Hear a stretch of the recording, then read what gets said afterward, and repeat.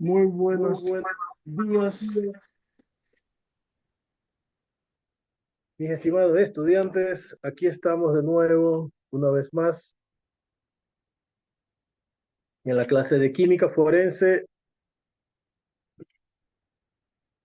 de nuestros estudiantes de la carrera de criminalística. ¿Alguna observación que tengamos antes de dar inicio al curso?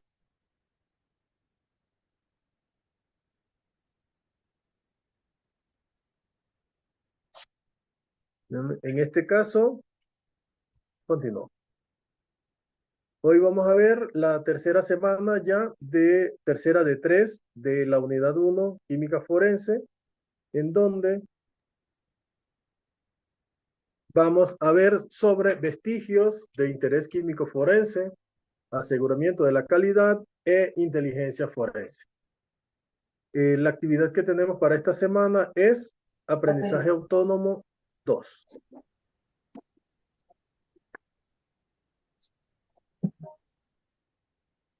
El objetivo sería desarrollar en los estudiantes las competencias necesarias para identificar, analizar y gestionar vestigios de interés químico forense, aplicando procedimientos rigurosos de aseguramiento de la calidad en el laboratorio y utilizando herramientas de inteligencia forense. Los conceptos previos, tenemos principios básicos de química que ustedes tuvieron un excelente profesor el ciclo pasado y estoy convencido de que les irá muy bien. Aquí tenemos los textos. La clase de hoy básicamente la has tomado de Introducción a la Química Forense, y de de Química Forense. Ok, aquí están los enlaces que vean a través de la biblioteca de la universidad, y pueden descargar, que tengo yo en una nube compartida, se lo descargan y vamos a estar viendo la unidad 1 de ellos. A registrar la asistencia, que esto no se me olvide.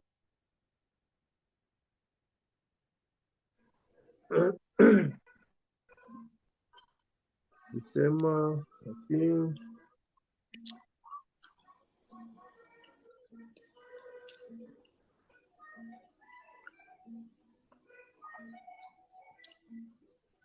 Chicos, atentos con los micrófonos. Lisa.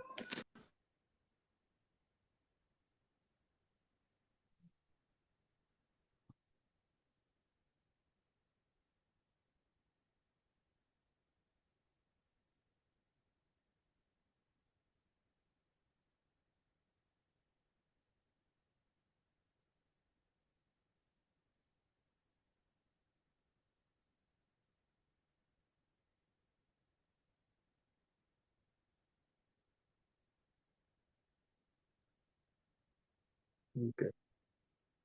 Aquí, curso de criminalística, es principio básico de química, no. Mis cursos, vamos a revisar aquí la plataforma. Es paralelo B. Aquí, química forense, paralelo B. Semana 3.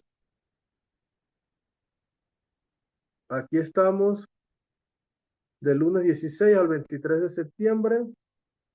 Tenemos la asignación 2 del A. ¿Ok?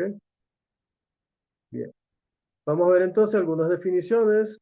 Vestigios de interés químico forense, o también llamados vestigios químicos, pues clasifican según la naturaleza química o según el tipo de análisis que se requiere para el desarrollo del resultado. ¿Ok? Entonces, según su naturaleza, pueden ser inorgánicos, orgánicos o nucleares y radioactivos.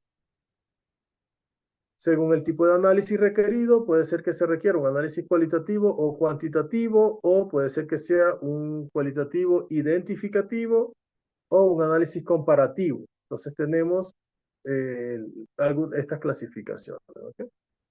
También tenemos muestras biológicas, que tenemos dentro de ellas muestras de sangre, de semen, saliva y otros fluidos corporales. También líquidos o secos impregnados en telas, superficies, sobre objetos, por ejemplo, como en cigarrillos, en vasos, ¿ok? Estos se someten a análisis serológico y de ADN para determinar su origen y la posible identidad del individuo del cual proviene. Otros restos biológicos, como por ejemplo pelos, uñas, restos de piel, etc. Órganos del cuerpo, en caso de venenos y drogas, para ser sometido a exámenes toxicológicos, también incluye fluidos biológicos y materiales de origen vegetal, fragmentos de madera, serrín, restos de vegetales, polvo, ropa, zapatos, que puedan relacionarse una persona con un lugar.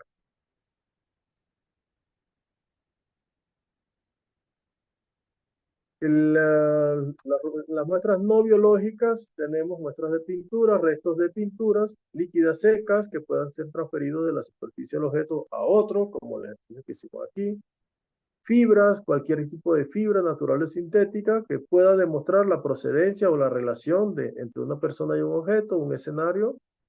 Y documentos, cualquier tipo de documento, bien sea escrito a mano, a máquina o en ordenador, cuya autenticidad u origen pueda ser sometido a una investigación. Esto incluye también análisis del papel, propiamente dicho, la tinta, escritura, etc. Me voy a ver aquí un momentico.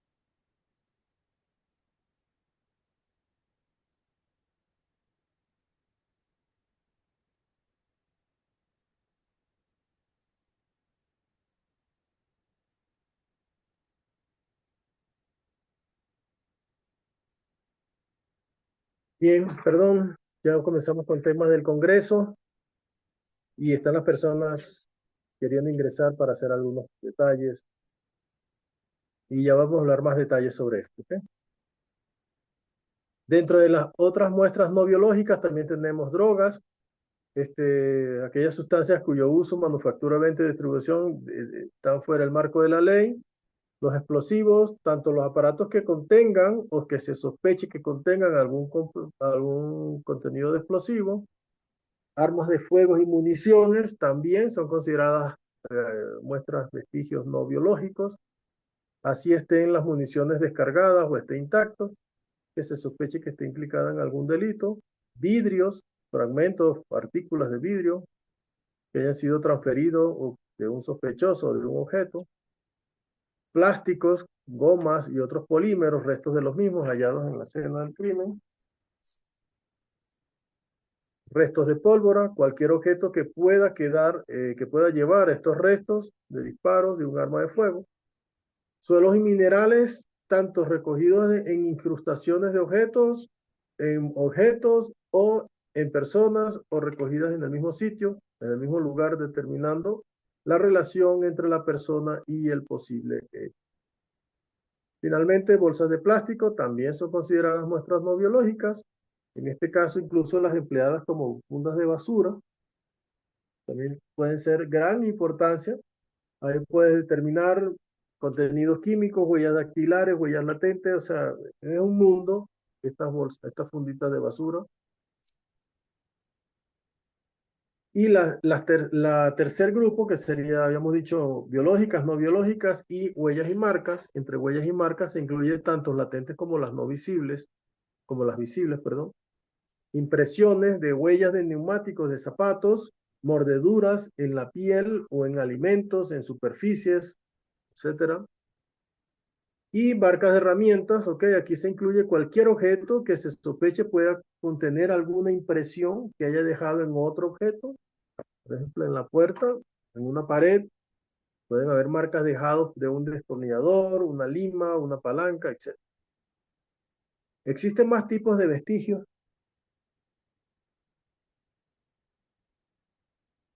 Todos agrupados en estos tres grupos, en estos tres tipos que hemos puesto inicialmente, biológicos, no biológicos, huellas y marcas. Sin embargo, existen otros tipos que pueden relacionarse según las circunstancias o según el tiempo también, la temporalidad. Hay diferentes clasificaciones. Yo he tomado esta clasificación del libro de Química Forense de Esteban Santos. Ahora hablemos un poco de lo que es la inteligencia forense. A ver, con un poquito de agua.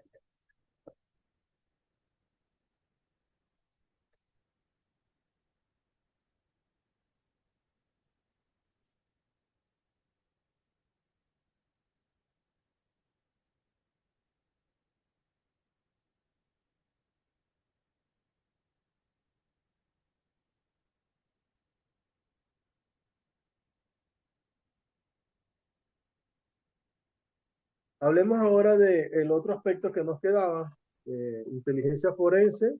Le cambié el orden aquí para dedicarme para dedicar luego el tiempo a la parte de metrología, ¿ok? La calidad de los datos en química forense. La inteligencia artificial en este caso, la inteligencia forense, perdón, aquí en inteligencia artificial por lo de la escritura que tienen ustedes por ahí conmigo. La inteligencia forense en este punto relaciona los vestigios a través de una recopilación, análisis e interpretación de los datos.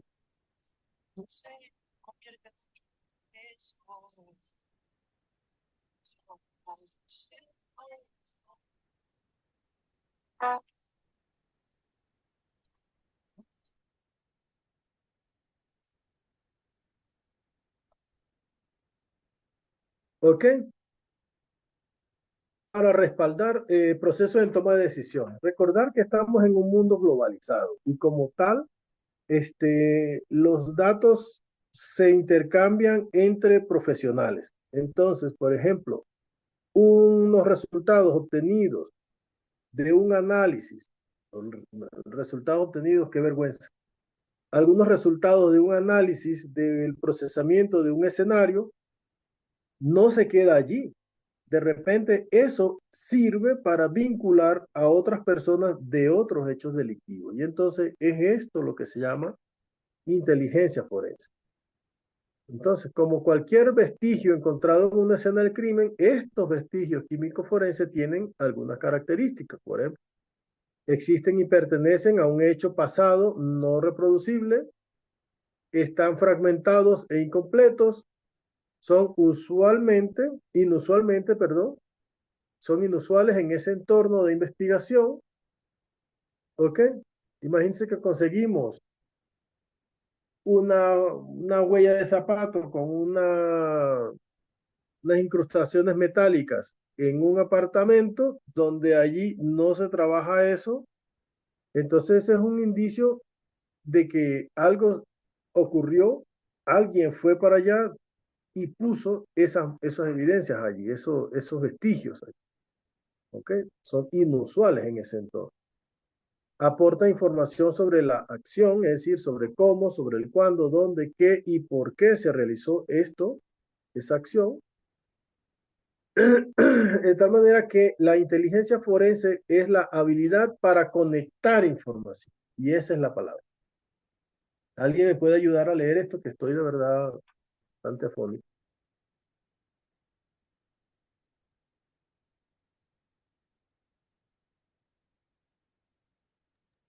Habilidades para conectar información. Se realiza un robo con fractura en un vehículo empleando una masa de madera.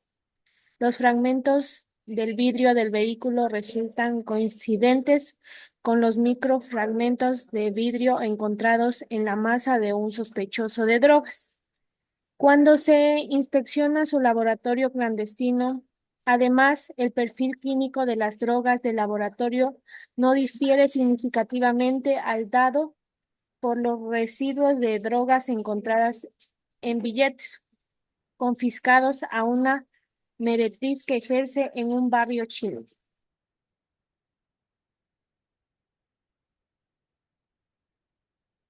Muy bien, Yaline. Espero haber pronunciado bien el nombre.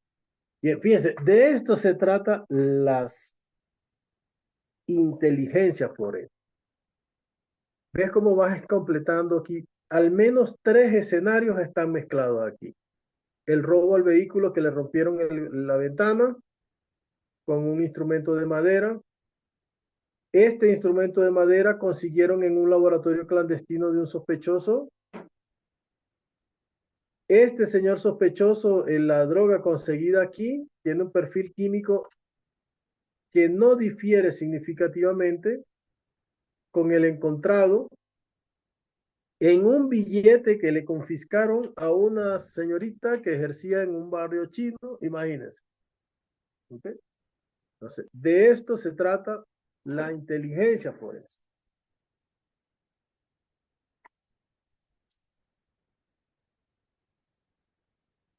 El teléfono se me está quedando sin batería.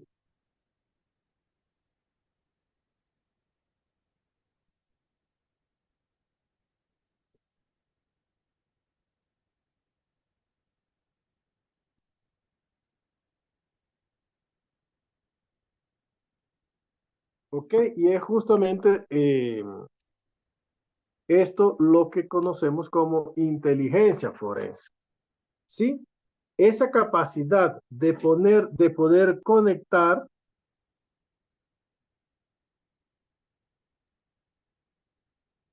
información. ¿Sí?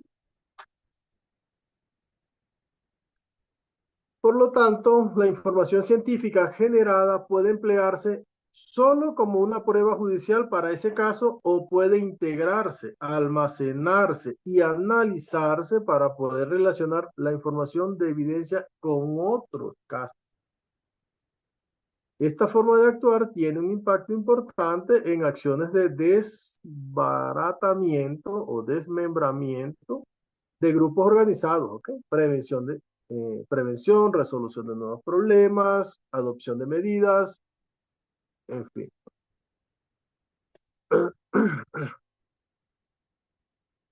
En este sentido, se entiende que la inteligencia forense se solapa con la seguridad y la justicia para contribuir al trabajo forense, para que este trabajo forense contribuya a la mejora de la seguridad y la justicia. Vemos en esta figura cómo a través de la inteligencia forense pueden hacerse acciones de prevención, como por ejemplo la señorita ejerciendo en este barriocino de forma ilegal, el laboratorio clandestino produciendo esas sustancias fuera de la ley, protegiendo escenarios del crimen para tomar información, para tomar evidencias, indicios y poder tener resultados confiables. Estos, por supuesto, llevar un nivel de comprobación de identidad y entrar al sistema de justicia, puesto que estas muestras encontradas pueden probar y juzgar a personas. ¿Ok? Entonces vemos cómo la inteligencia forense va solapándose y va penetrando en el sistema de justicia y en la seguridad del Estado. ¿Sí?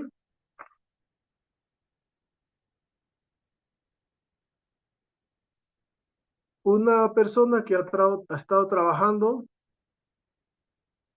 bastante en esto, Susan Bell, que de hecho es de donde tomé yo parte de este trabajo, ¿okay?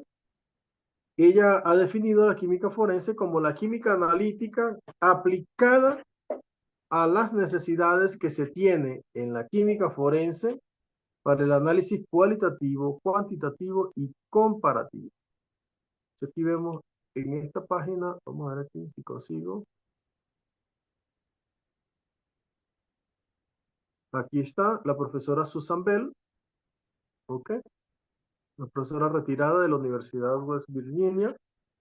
Ha estado trabajando directamente también con el FBI y algunas instituciones forenses internacionales, ¿ok?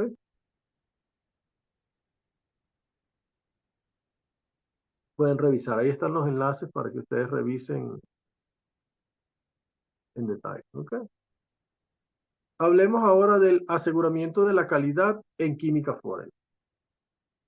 Todos estos temas están relacionados con lo que es metrología y medición. Entonces, aquí me conseguí en este libro de Susan Bell que dice buenas medidas y buenos números, ¿ok? A lo cual tenemos que tener un tratamiento adecuado de las cifras significativas, redondeo e incertidumbre.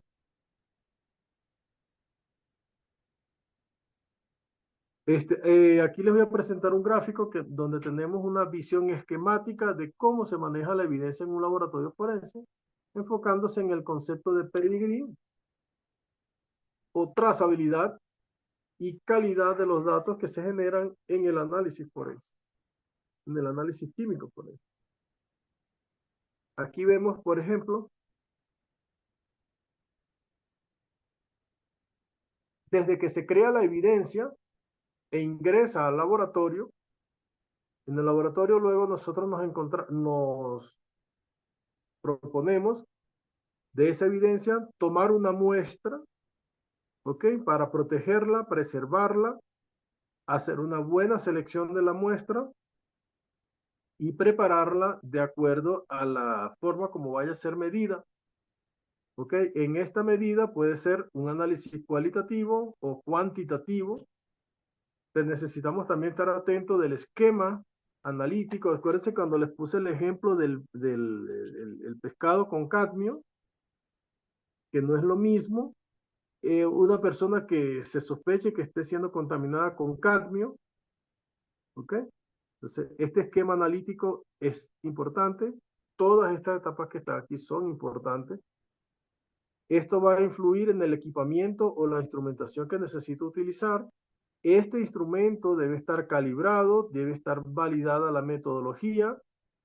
Tenemos que tener un uso adecuado de las cifras significativas, las figuras de méritos, y esto debe reportarse con un valor de calidad adecuado. Después de que tenemos estas medidas, esto genera unos resultados cuyos datos tienen que ser útiles, confiables, razonables, defendibles y adecuados para el propósito. Además de que estos resultados tienen que ser correctos, tiene que estar la información completa, se utiliza el sistema NUSAP y un adecuado uso de la incertidumbre. Toda esta información se maneja dentro de un aspecto metrológico estadístico con sus cifras significativas adecuadas.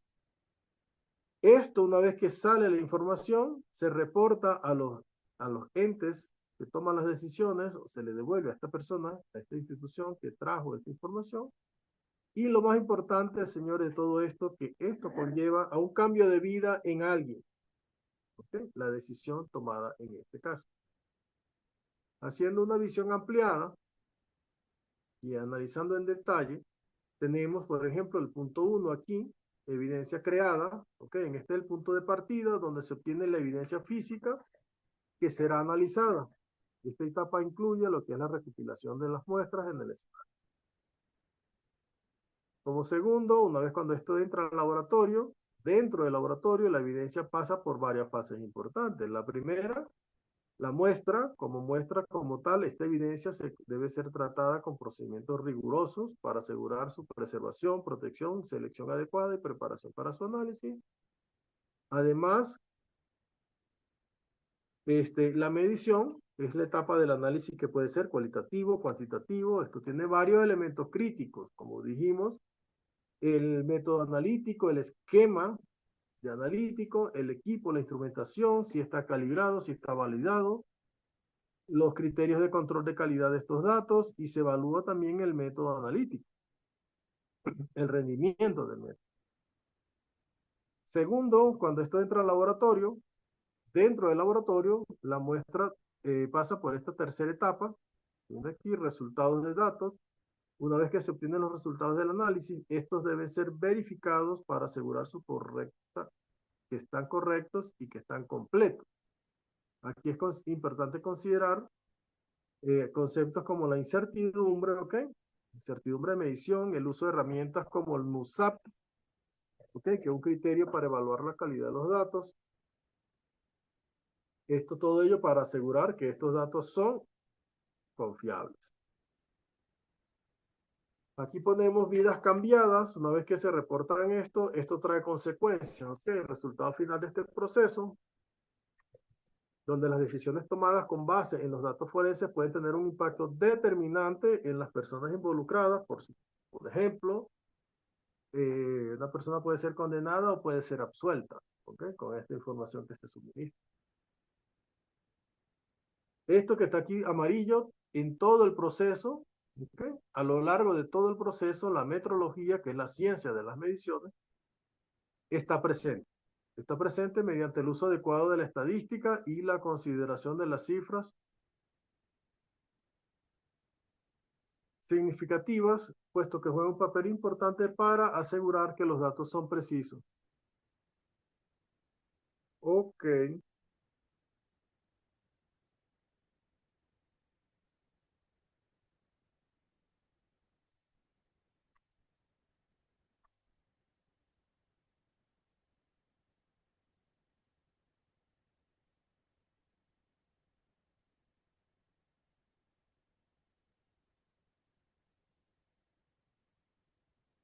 Ok.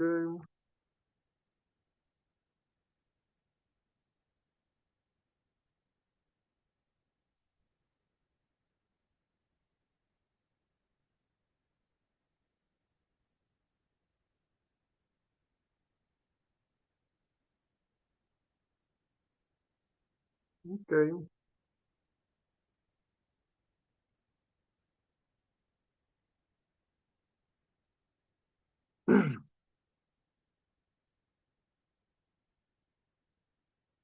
Bien, en resumen, si nosotros volvemos a esta imagen, ¿ok? La importancia en la trazabilidad o el pedigrí, como habíamos dicho, la trazabilidad y la calidad en cada una de las etapas de la química forense es importante, ¿ok?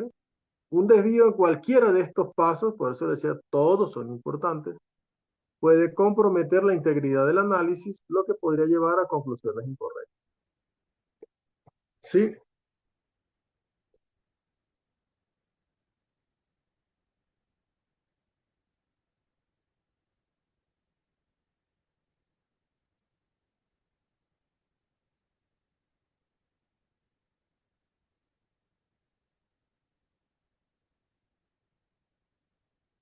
aquí hay que prestar especial atención con la organización que proporcionó esta evidencia. Ellos requieren que esta información sea precisa, comprensible y completa, que ellos puedan comprender eso, ese valor, que ese valor sea preciso, que no genere confusión y que la información esté completa. Entonces, en este contexto, mejor dicho, el contexto y la información debe ser suficiente. ¿Ok? Por ejemplo, se recomienda también utilizar el mecanismo NUSAP para abordar todos estos escenarios. El método NUSAP es una herramienta que utilizamos en evaluación de la incertidumbre para comunicar la información científica compleja. Entonces, el acrónimo NUSAP quiere decir número, unidad, spread, assessment y pedigree. ¿Okay? Cada uno de estos componentes desempeña un papel importante en la evaluación de los resultados. N, el número, que sería el número que representa la evidencia o el dato. Por ejemplo, la concentración de una sustancia en una muestra. U, la unidad, en este caso se expresa la forma como expresamos este numeral, el número. Puede ser, si estamos hablando de la concentración, sería miligramos por litro, partes por millón, porcentaje, X. Spread, que S, que significa la dispersión o el intervalo de incertidumbre del numeral. ¿Ok? Esto podría ser un intervalo de confianza o un margen de error que muestra la variabilidad de los datos. ¿Ok? Assessment, que sería, esto A, representa la evaluación cualitativa de la calidad o la confiabilidad del dato. ¿Ok? Se toma términos como la reproducibilidad o la precisión del método. Y P, que sería el pedigrí, es la evaluación del origen, confiabilidad y robustez del dato, que incluye cómo se generó esa información, cómo se recopiló, cómo se verificó, todo eso. Veamos este número.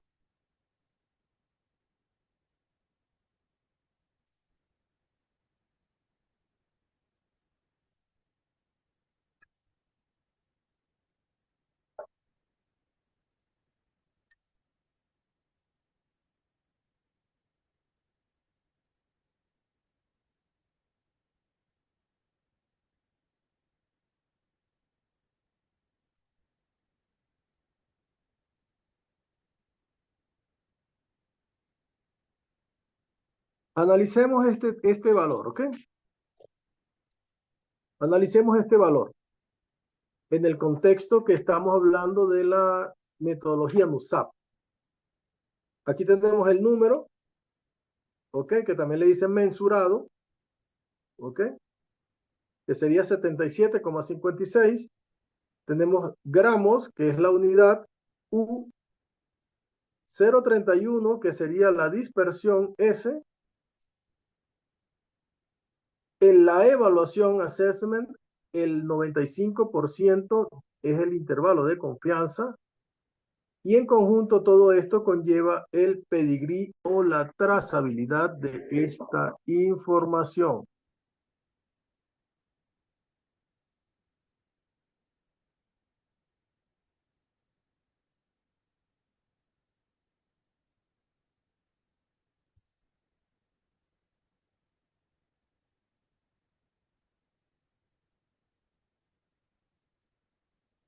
Ya.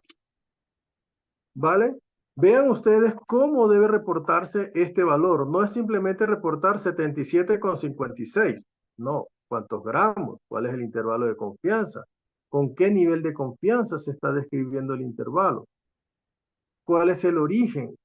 ¿Cómo se originó? ¿Cómo se obtuvo esta información? Esto es el método NUSAP para expresar de forma correcta, concreta, sin lugar a malas interpretaciones, sin lugar a interpretaciones, mejor dicho, ya dije malos y no debería ser, evitando sesgo y representando de forma coherente y correcta un valor de un análisis. ¿Ok? Un elemento esencial en el NUSAP es la estimación de la incertidumbre. Es esto que está aquí en rojito. Esto es el quebradero de cabeza muchas veces de nosotros, los químicos. ¿Ok? Este valor, pero más o menos cuánto y con qué grado de confianza, ¿cómo hago para obtener ese valor? Esto es importante. ¿Ok? La incertidumbre forma parte de cualquier medición y es la dispersión o la variación de los resultados. Como yo le digo a mis estudiantes en el laboratorio, toda determinación lleva asociada una incertidumbre. Usted agarra una cinta métrica y quiere medir el valor que usted reporte, tiene asociado una incertidumbre. ¿Ok? Lleva asociada una incertidumbre. Debido a que este diferencial tiene una evaluación o un pedigrí asociado, tenemos que declararlo y esto imparte una mayor credibilidad y confianza en el resultado. Más confianza, no menos. ¿Ok? Esta incertidumbre está relacionada con garantizar la confiabilidad de los datos, uno de nuestros principales objetivos. Pero la pregunta del millón es, ¿cómo determinamos esto?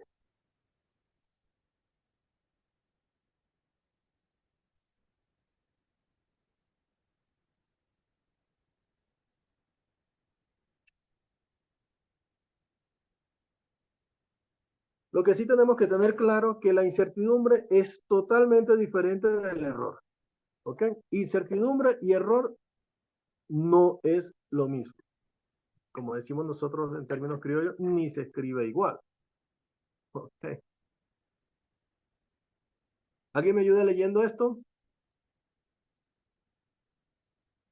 La Vale. incertidumbre se define como la extensión o dispersión esperada asociada con un resultado medido. Hay muchas maneras de caracterizar este intervalo. La incertidumbre no implica duda o falta de confianza en el resultado medido. Todo lo contrario, informar una incertidumbre confiable y defendible aumenta la validez, confiabilidad y utilidad de los datos. Gracias, Paulette. Fíjense, entonces, la incertidumbre, no se dejen llevar por ese nombre que puede sonar así como que incertidumbre, desconfianza, no le creo, ¿cierto?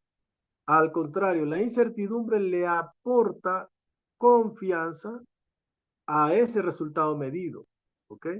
Puede ser defendible, aumenta la validez, la confiabilidad y la utilidad de los datos, que sirva para algo esos datos, ¿ok?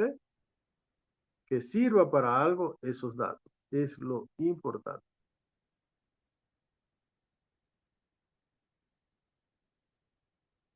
Por otro lado, el error, entonces se define como la diferencia entre un resultado medido de forma individual y el valor verdadero. Ok, que nosotros en química, bueno, a mí me cuesta mucho decir valor verdadero, pero bueno, vamos a dejar el valor verdadero por el momento a un lado, ok, solo porque estamos definiendo esta diferencia. La incertidumbre, digamos, es ese espacio en donde puedo conseguir el valor que está asociado, esa incertidumbre está asociado al instrumento o a la manera como yo obtuve ese dato. El error, por su lado, aparte, es un valor que yo obtuve de un análisis y lo comparo con el valor verdadero de ese análisis. ¿Sí? Entonces esa diferencia va a ser el error, de tal manera que esto realmente me está hablando de la exactitud.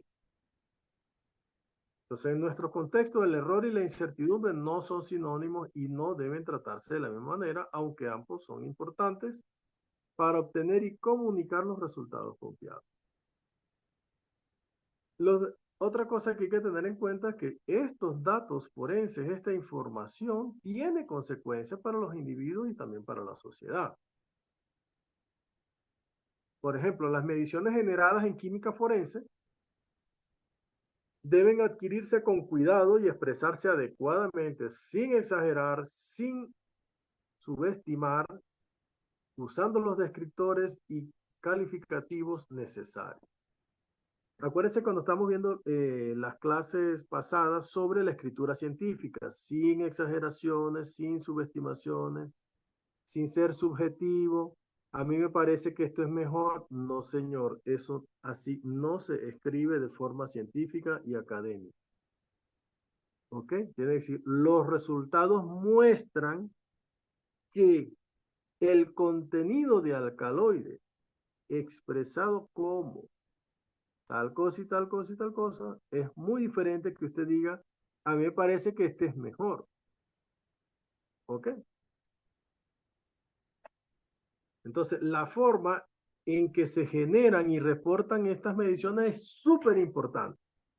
Como yo les digo, por ejemplo, estoy interesado en determinar el diámetro de este frasco.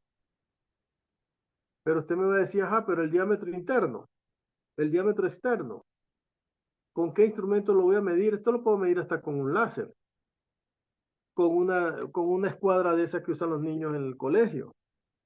lo puedo utilizar, medir con un vernier, creo que le dicen pie de amigo por aquí. O sea, ¿cómo voy a determinar? ¿Ah? Pie de rey. Pie de rey es. Exacto. Con un vernier lo puedo utilizar con, ¿cómo voy a medir esto? Entonces, de la forma en que yo tome el diámetro de esto, bien sea interno o externo, ese valor va a llevar asociado una incertidumbre. No es lo mismo que yo tome esta medición con una regla de esta, una sola medida de las que usan los niños preescolar, a que utilice un pie de rey o que utilice un láser, por ejemplo. ¿Ok? En donde yo puedo tener precisiones muy diferentes, con intervalos de confianza muy diferentes. Entonces, reportar un valor de esto va a llevar una connotación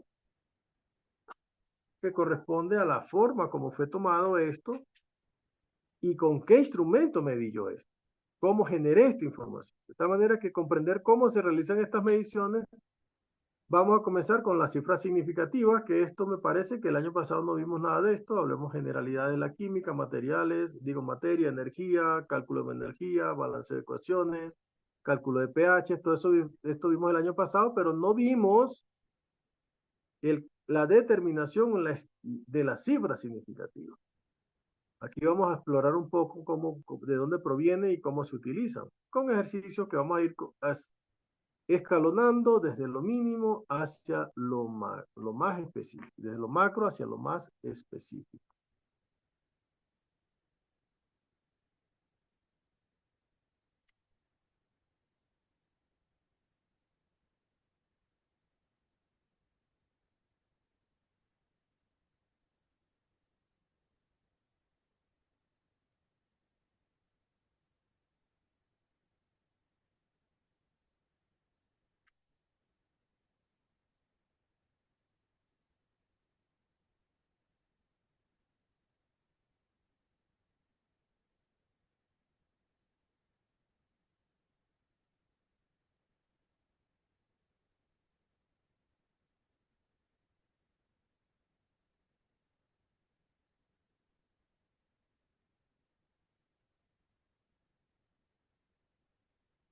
Ok. Entonces, las cifras significativas, ¿qué son? Son unos conceptos bastante extraños, pero que bueno, al final uno se va acostumbrando a estos conceptos, ¿ok? Entonces,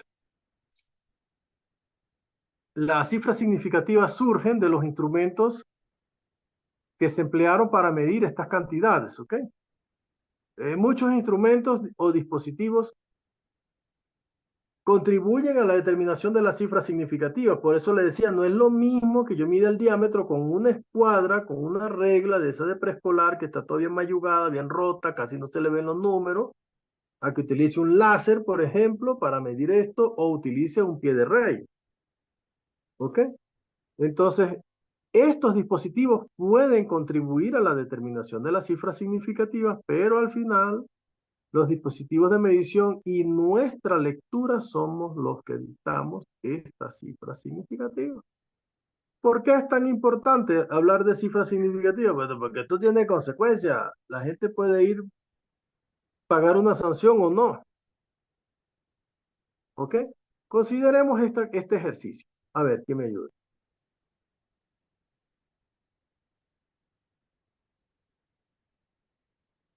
Un nivel de alcohol en sangre del 0,08% es el límite típico de intoxicación. Es decir, después de ahí, peligro, hay sanción.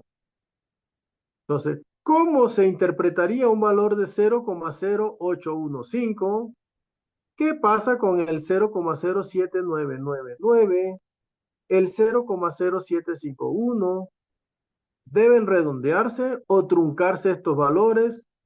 Y si en caso que se redondeen, ¿a cuántos dígitos? ¿Qué hacemos en este caso?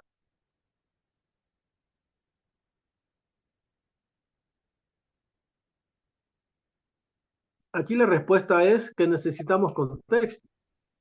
Yo consideraría en ese caso tomar como referencia el límite. O sea, si el nivel de alcohol en sangre es del 0,08%, considero esas dos cifras como las limitantes. Entonces, las demás igual deberían de estar cercanas a dos cifras decimales. Y también, como usted lo iba a nombrar, el contexto de la situación.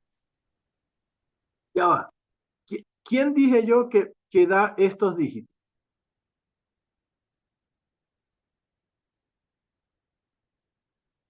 Esos dígitos daría ya el instrumento de medición. El instrumento, compañeros. La forma como yo obtuve esto. Entonces, Gisela, me baso en referencia al 0,8, 0,08. Bueno, yo lo decía más que todo porque esa vendría a ser, bueno, el intervalo que tiene que estar de aquí para allá, ¿no? Eso lo pusieron las leyes. Ese valor que pusieron las leyes no tiene nada que ver con el que yo obtuve en el laboratorio. Entonces, que yo le tenga que trucar a esto no tiene que ser fijado con el 0,08. Y si los señores han puesto 3, entonces yo le pongo esto. Estamos distorsionando el concepto de la química. Hemos dicho, los dígitos van a provenir las cifras significativas del instrumento que hizo la medición. Va a depender de la capacidad del instrumento, de la forma como yo lo obtuve. No tiene nada que ver con ese 0,08. Usted se salvó a último minuto cuando dijo necesito el contexto. Y esa es lo que le salvó para que agarrara oxígeno. Oye, Gisela.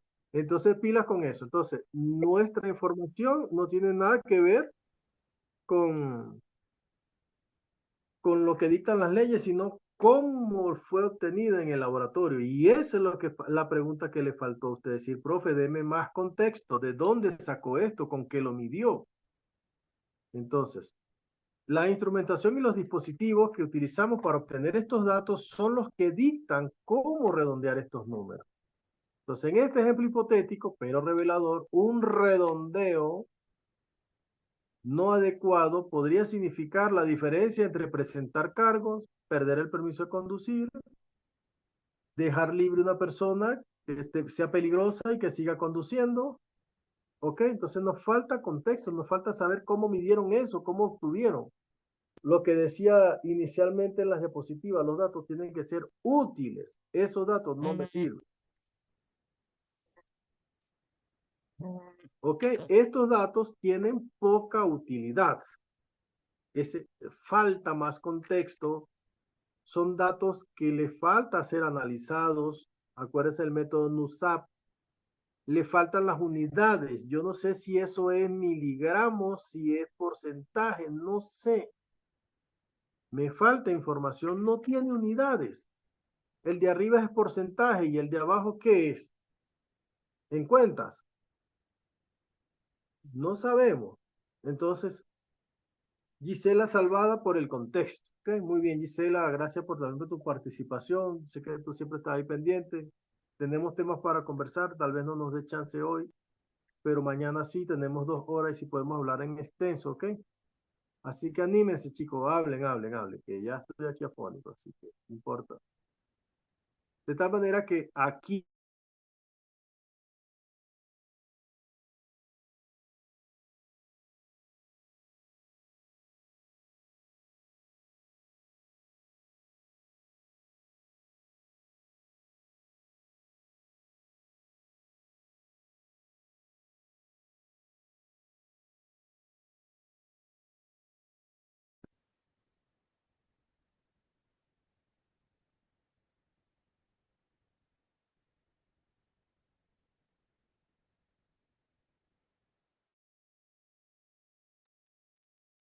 ¿hay alguien en casa? Si no pueden oír.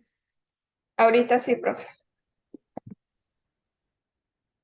¿Sí me pueden oír, chicos? Que me quedé sin... Sí, profe, se le ¿Sí me fue la pueden señal. oír? Sí, profe. ¿Hay alguien en casa? ¡Yujú!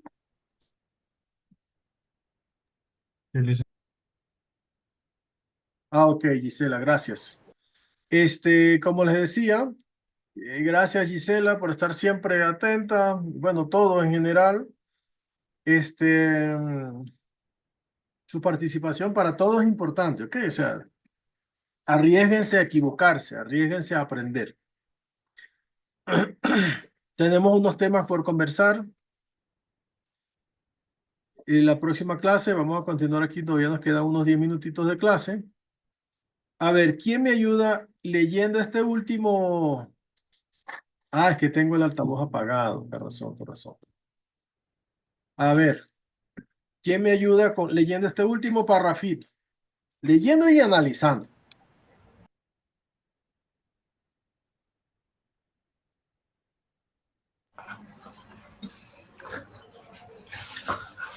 A ver, Tiffany. El número de dígitos significativos se define como el número de dígitos que son ciertos más uno. A ver, Tiffany, ¿qué entendiste tú? Entonces, estas son las cifras significativas, los dígitos significativos.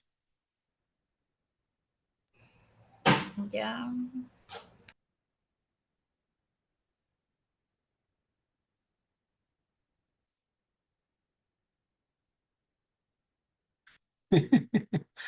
Sí, es un poco confuso. A mí también me costaba cuando yo era estudiante, pero bueno, ya lo entiendo como tal.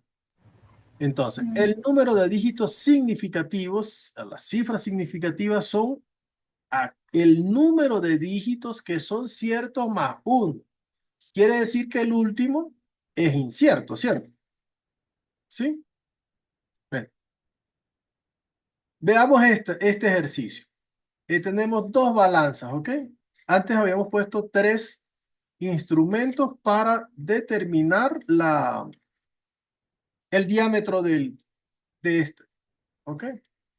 El diámetro de esta tacita bien bonita que me regalaron. Entonces, ahora vamos a poner otro ejemplo, ¿ok? Dos balanzas y una misma persona. Llega, se pone una persona aquí, en esta balanza, ¿cuánto mide esto? ¿Cuánto podemos tomar nosotros y decir que es la masa de esta persona tomando esto?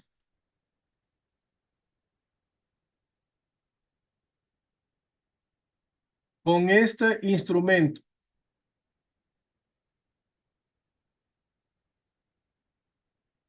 ¿Es fácil dar una medición? Ahí sería una medición aproximada. Ya fijándose como está en la mitad, podría ser 125.6 o 0.7. Exactamente, Gisela. Mira lo que dice aquí. Una persona podría interpretar, y aquí es donde está el problema. Nosotros no podemos darle chance para que la persona interprete, porque eso es lo que usted está pensando. Entonces, cualquier persona podría interpretar, como dice Gisela, 125,7, 5, 4, y tendríamos, y está correcta. Pero esta balanza me valdría para yo presentarla en un tribunal o algo para toma de decisiones. No, Sí, Complicado, porque si yo digo 125,4 y viene Gisela y me dice 125,7, en un tribunal tenemos problemas, porque el número debe ser inequívoco, debe ser ese el valor y todos estar de acuerdo con que ese es el valor. Entonces esto, bueno, dependiendo para lo que sea, no me va a servir. A menos que estemos hablando, bueno, de un alijo, son 125 toneladas, 125,4, son toneladas, o sea, ya, pero muy poco útil es esto. Ahora esta balanza que está aquí, ¿qué tal le parece este valor? ¿Esa sí vale llevar o no? Esto sí vale llevar siempre y cuando esto tenga su certificado de que está calibrado. ¿Sí? Este instrumento tiene que tener un certificado, así como yo digo, yo me llamo Jorge Briceño, ¿por qué? Aquí está mi acta de nacimiento, señores. Aquí ese nombre me pusieron a mí. Lo mismo, esta balanza, para poder ser útil, señores, aquí tiene que poner su certificado de calibración. ¿Ok? Entonces, esta sí tiene el certificado de calibración, sí puede, Cintia. Lo que sí es cierto, definitivamente, si los dos estuvieran calibrados, es que el valor está entre 125 y 126. Aquí no hay duda. Yo podría utilizar esta balanza. Yo podría utilizar esta balanza y reportar que el valor está entre 125 y 126 libras.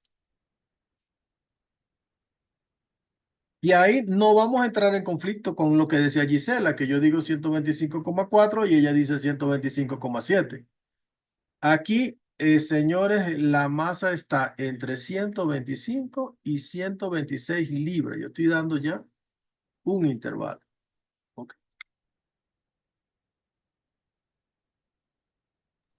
Y ahí se podría usar la palabra al final aproximadamente. No, o sea, acuérdate que nosotros debemos hablar con precisión. Entonces tendríamos que decir, se encuentra en el intervalo de 125 y 127. Porque aproximadamente como, bueno, yo creo, puede ser un poquito más. No, no, no. Aquí no podemos generar eso. Ya vamos a hacer este análisis, Gisela. Creo que sí nos da chance. ¿Cuánto debemos reportar nosotros de esta suma? Es una suma, 3 numeritos. Apunte.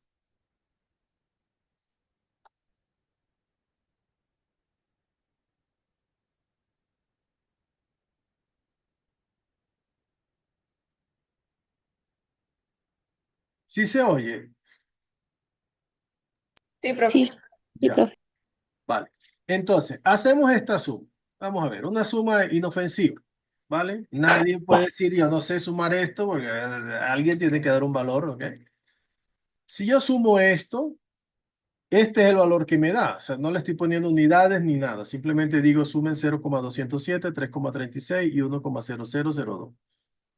Si yo sumo esto, la calculadora me va a dar este valor, 4,3602. Pero ¿cuántas cifras debo reportar? Mira, aquí me dice, con el número correcto de cifras significativas.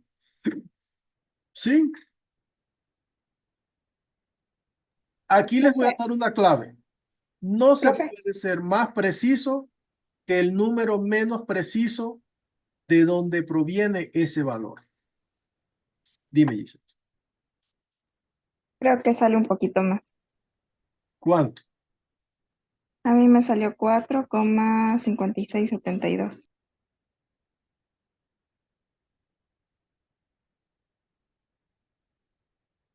Cling, cling, cling, cling.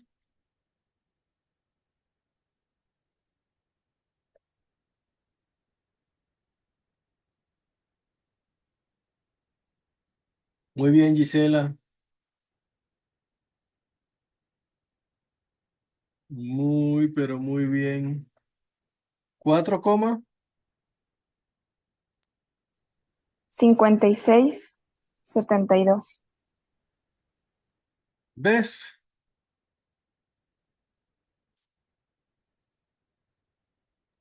56. ¿Cómo, cómo? 4 coma. 5672. Pero no, no, sí. Ahora sí. Vale. Gracias, Gisela, porque hay un horror en esa diapositiva. Ok, sumamos esto. Gracias, Gisela. Esto me da 4,5672. Ahora la pregunta del millón es ¿con cuántas cifras significativas debo reportar? Y les decía, no podemos ser más precisos que el menos preciso de la suma. Imagínense que decimos ahorita mismo, bueno, dentro de 2 semanas cuando estemos en San Miguel, vamos a hacer una carrera. Pero esta carrera tiene una particularidad. Vamos a hacer grupos de 10 personas, ¿sí? Y cada grupo debe correr en fila. No puede correr uno más rápido que otro del mismo grupo. ¿Me explico? ¿Sí? ¿Qué va a pasar en esa carrera?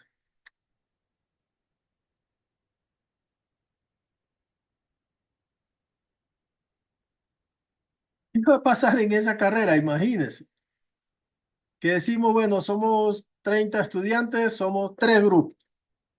Los otros 3 que quedan por fuera son los jueces que van a ir anotando. ¿Ok? Entonces, tenemos las 10 personas van a estar corriendo en la misma línea. Sí, bueno, imagínense que esta es una línea recta. Usted sabe que mi letra es muy hermosa. No puedo estar dibujando así. ¿Ok? Imagínense que esta es una línea recta. No puede ser así. Todos tienen que estar alineados y corriendo hacia la meta al mismo tiempo. Entonces eso pasa con las cifras significativas. Entonces no podemos poner el número de cifras significativas va relacionado con el número de cifras significativas del que tiene menos. Entonces, este es el más facilito. ¿Cuántas cifras significativas tiene esto? Se cuenta así. 1, 2 y 3. Este tiene 3 cifras significativas. Este también está fácil. Los ceros generan problemas, pero cuando los ceros están entre dos números, no hay problema. Se cuentan como cifras significativas. ¿Cuántas cifras significativas tiene este número? 4, 1, 5, 2, 3, 4, 5. Este tiene 5 cifras significativas. ¿Sí? Ajá, este está complicado. Porque tiene un cero en el medio, dijimos que cuando está entre dos números diferentes de cero es significativo, entonces no hay problema. Pero me está molestando este, ¿ve? Y la regla dice, cuando usted tenga dudas, expréselo en notación científica. Este número en notación científica, ¿cómo sería?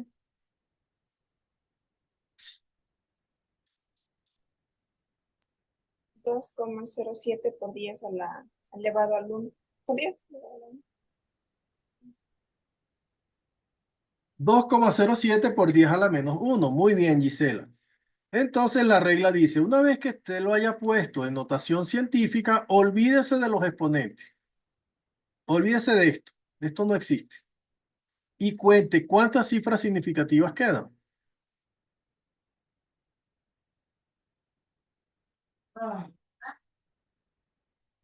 Tres cifras. Hola. 3 cifras significativas. Exactamente. Tiene 3. ¿Ves que nos sirvió ponerlo en notación científica? Aquí era más complicado. Entonces, bueno, vamos a rebobinar. Ok, este tiene 3 cifras significativas, 3 cifras significativas, 5 cifras significativas. Entonces aquí es lo que le decía. Este señor corre 5 kilómetros en una hora, este señor corre 3 kilómetros en una hora, este corre 3 kilómetros en una hora. Este grupo, ¿cuántos kilómetros va a recorrer en una hora con esa regla que yo le dije?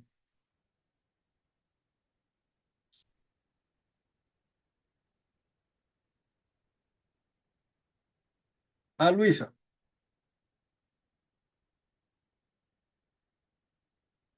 Si volviéramos a la regla de la carrera que le dije, cuando vayamos para San Miguel, vamos a hacer una carrera donde sacamos los grupos, pero del grupo no pueden correr más rápido que el más lento del grupo. ¿Sí? Entonces, este señor corre 3, vamos a suponer que sean kilómetros por hora. Este señor corre 3 kilómetros por hora, este corre 3 kilómetros en una hora y este corre 5 kilómetros en una hora. El resultado con estas reglas que yo le dije, ¿cuánto va a ser la velocidad del grupo?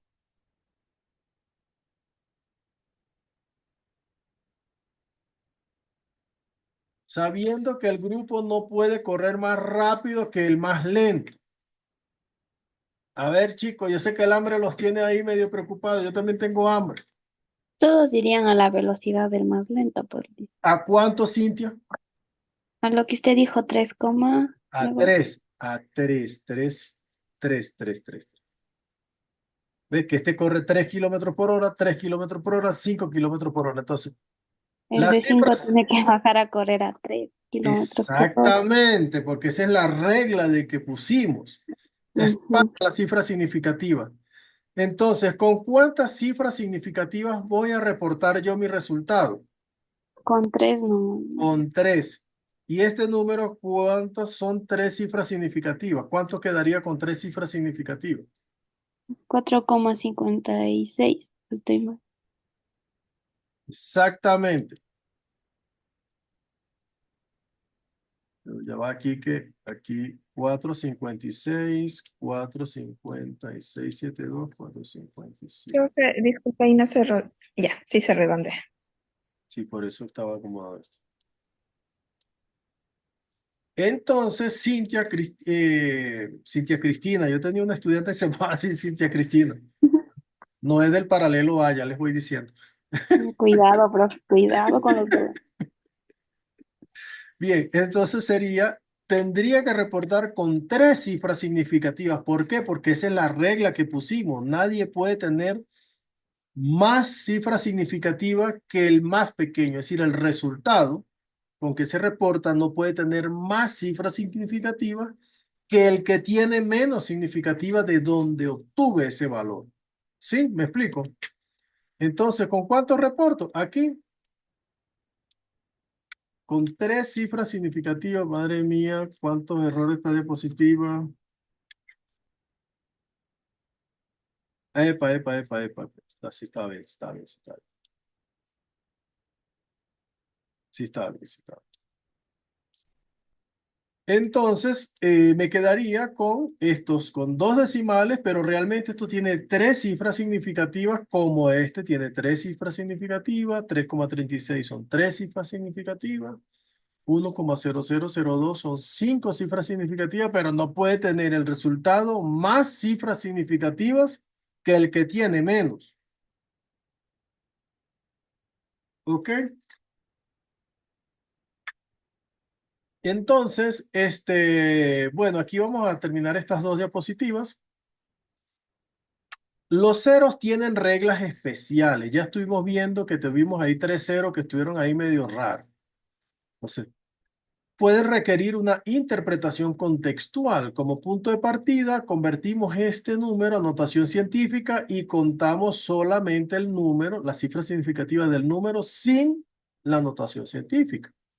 Entonces, si esta operación elimina los ceros, entonces eran marcadores de posición. ¿Ok? Es lo que se denomina marcadores de posición. Por ejemplo, supongamos que un instrumento produce un resultado de 0,001023.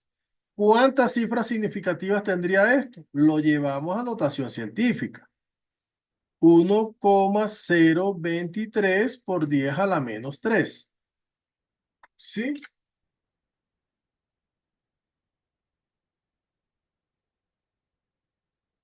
Entonces lo llevamos a notación científica y contamos 1, 2, 3, 4. Este tiene 4 cifras significativas. Los ceros iniciales que estaban aquí no son significativos.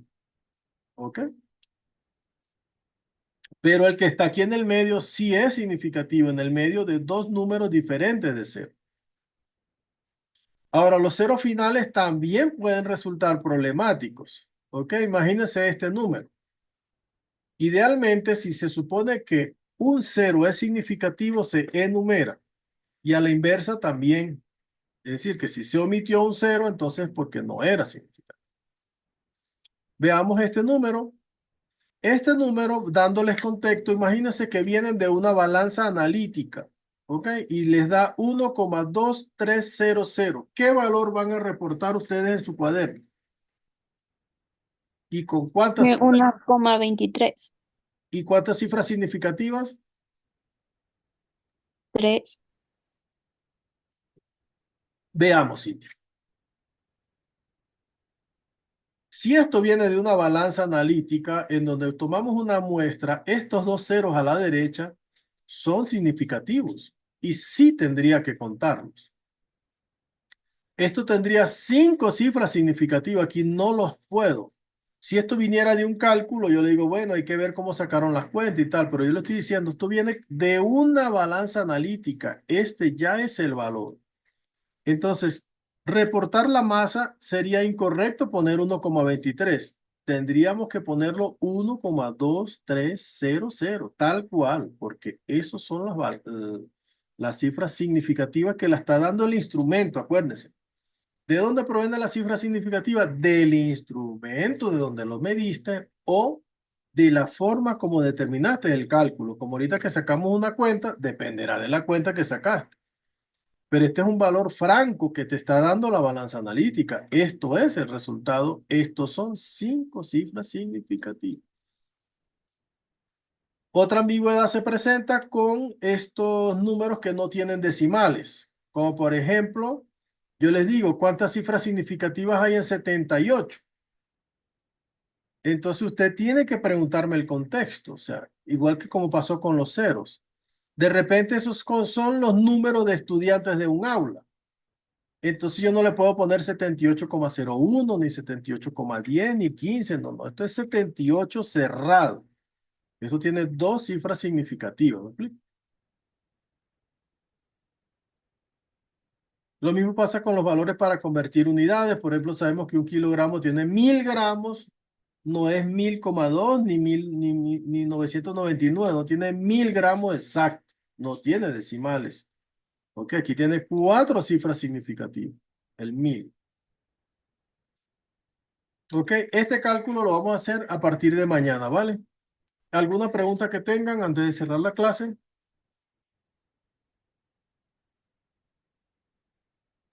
O sea, profe, cuando los ceros vienen del lado izquierdo ahí no son significativos, pero cuando están al lado derecho ahí sí. Exactamente. Por ahí vienen los tiros, pero depende con la parte derecha. Estos que vienen de la izquierda no son significativos. ¿Por qué? Porque el que está antes de la coma también es cero. Mm, Porque si en este cero yo tuviese un 1 aquí, ya el cuento cambia. ahí sí. Ah, sí, Si yo claro. pongo, ¿ves? O si pongo 1,000103,023. Claro, estos no valen porque todos son cero. Y a la derecha la cosa se complica porque Ujú. falta el contexto. ¿Ves? Si este número viene de un cálculo que usted tuvo que restar, multiplicar, así como este que vamos a hacer la clase de mañana, aquí que usted necesita multiplicar y sumar, ¿ves? Esto es otra cosa. Pero aquí este 1,2300 viene directamente del instrumento que este está midiendo. Y ya estas son cifras significativas. ¿Ves? Sí, Entonces, profe. bien, nos vemos en la clase de mañana. Si tenemos más tiempito, vamos a hablar en extenso, todo esto que nos hacen falta. Y seguimos trabajando a ver si nos da chance de revisar 2 documentos. Ya estuvimos trabajando con uno del grupo 1. A ver si pasamos grupo 2 y 3 mañana y revisando para ir avanzando, ¿ok?